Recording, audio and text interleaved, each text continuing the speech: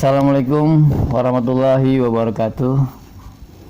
Asyhadu alla ilaha illallah wa asyhadu anna Muhammadur Rasulullah.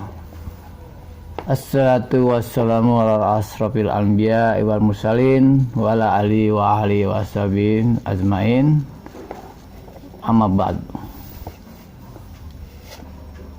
Ar-Rahman alamal Qur'an khalaqal insan alamahul bayan. Baik, kembali lagi pemirsa yang saya sayangi dan saya cintai, menyambung topik kita kemarin yang sempat terhenti dikarenakan sesuatu hal. Saya mohon maaf. Sekarang kita lanjutkan topik kita tentang riba yang sampai pada hadis Nabi yang berkata tentang riba. Saya review sebentar hadis tersebut, saya bacakan. Bismillahirrahmanirrahim. Abi Hurairah radhiyallahu anhu berkata bahwa utusan Allah bersabda, riba terdiri dari 70 bagian dosa yang berbeda. Bagian dosa yang paling ringan sama dengan dosa seorang laki-laki yang menikahi atau menyetubuhi ibunya sendiri. Diriwayatkan oleh Sunan Ibnu Majah dan Baihaqi. Kemudian dari Abdullah bin Hanzalah radhiyallahu anhu melaporkan bahwa utusan Allah bersabda, 1 dirham koin perak, dinar kan koin emas, nah kalau dirham koin perak, hasil riba yang diterima seorang dengan sadar adalah lebih buruk daripada melakukan perzinahan 36 kali. Kemudian yang ketiga, Abu Hurairah radhiyallahu anhu melaporkan Rasulullah bersabda, pada malam aku dibawa ke langit, aku mendatangi orang-orang yang perutnya seperti wadah berisi ular-ular yang dapat dilihat dari luar perut mereka, tembus pandang, transparan. Aku bertanya pada Jibril, siapa mereka? Dan dia mengatakan kepadaku bahwa mereka adalah orang-orang yang memakan riba. Auzubillahi min dzalik.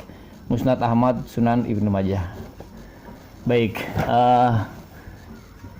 dari yang sebelumnya kita udah jelaskan dari firman Allah Al-Baqarah dari ayat 174 sampai 184, itu menjelaskan tentang riba. Kemudian hadisnya juga kita jelaskan tadi tentang riba, bahwa itu adalah riba adalah dilarangkan sama Allah.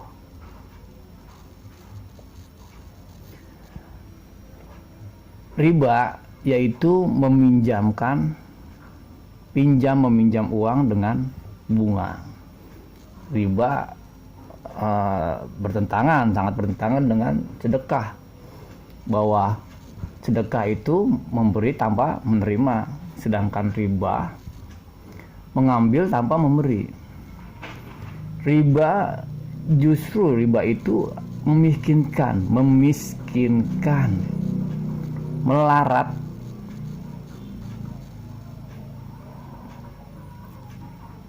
perangkap sebagai perangkap, dan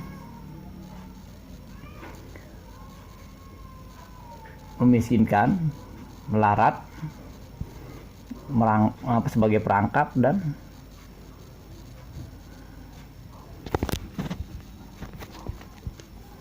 terakhir riba itu memperbudak. Jelas riba dilarang sama Allah, tapi apa yang kita lihat zaman sekarang, riba seperti semuanya sudah melakukan, termasuk saya sendiri melakukan.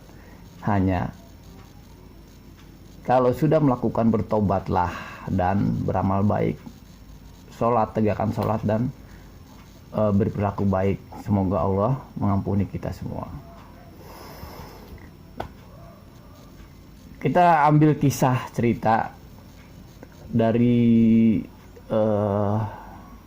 Nabi alaihissalam, Nabi Isa alaihissalam, yang dimana kita tahu Nabi Isa alaihissalam selalu berbuat baik, selalu penuh dengan sayang pada umatnya, bertutur kata sopan, saling memberi, bisa melayani dengan memberikan pengobatan kesehatan mereka.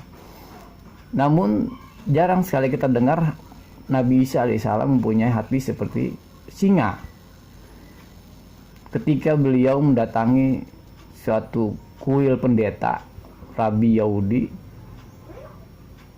memarahi mereka dan membalikkan meja mereka, karena Nabi Isa alaihissalam mendapati mereka sedang melakukan transaksi riba. Hal-hal seperti ini kita harus pahami, kita harus jelaskan bahwa Nabi Isa alaihissalam pun melarang, jelas. Namun apa yang terjadi? Mereka, para Yahudi itu berkonspirasi untuk membunuh Nabi Isa.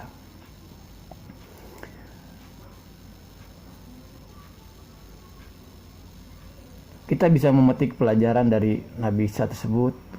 Kita bisa melihat dari kisah-kisah yang ada di Al-Quran. Kita bisa melihat dari hadis-hadis atau perintah-perintah Nabi kita Muhammad SAW tentang tinggalkan riba. Bagaimana solusi atau meninggalkan riba? Ya, ini menurut interpretasi saya. Nah, saya tegaskan lagi kepada kalian atau semua pemirsa bahwa saya juga pernah salah. Saya pernah salah. Nah, jangan mengambil atau membenarkan dulu pendapat saya kalau Anda belum yakin bahwa itu benar. Sehingga saya tidak disalahkan. Jadi cara meninggalkan riba yang terbaik adalah pergi ke suatu perkampungan. Pergi suatu ke perkampungan, kita berternak, kita membeli tanah, kita membeli ternak, kita membuat komunitas sendiri dengan memperdagangkan hasil-hasil bumi untuk mencukupi keluarga kita. Dan demikian adalah lebih baik dari kita. Karena pada akhirnya kita terhindar dari fitnah-fitnah. Ya, kita sudah sadar bahwa saat-saat ini kita telah memasuki zaman akhir atau akhir zaman. Kenapa bisa menyimpulkan seperti itu? Pertama, saya bisa lihat bahwa apa yang dihalalkan oleh Al-Quran ternyata diharamkan oleh kita sekarang. Apa yang diharamkan Al-Quran juga dihalalkan sama kita sekarang. Contoh misalnya riba. Jelas-jelas di Al-Quran sudah melarang, sudah mengharamkan, bahkan Allah perang dengan riba. Namun yang terjadi sekarang semua udah hampir riba. Kemudian jilbab, udah jelas-jelas Allah melarang untuk wanita agar untuk tidak berjilbab. Artinya Allah menyuruh wanita untuk berjilbab. Tapi yang terjadi sekarang kita lihat sendiri, jilbab jarang dipakai, jilbab bahkan tidak dipakai. Bahkan sekarang wanita seperti telanjang. Yang demikian mungkin kita bisa menelusuri, mempelajari, melihat keadaan semua.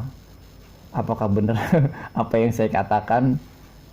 Mudah-mudahan kita mendapat pelajaran. Dan saya akhiri pembahasan tentang riba dengan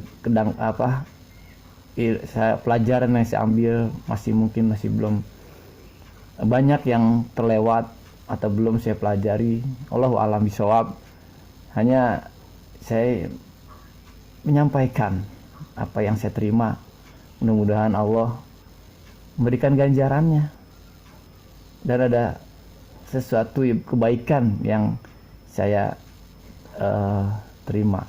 Semoga teman-teman juga yang bantu share, subscribe, dan like, kemudian komentar, mendapatkan pahala juga. Karena yang teman-teman share itu adalah dakwah.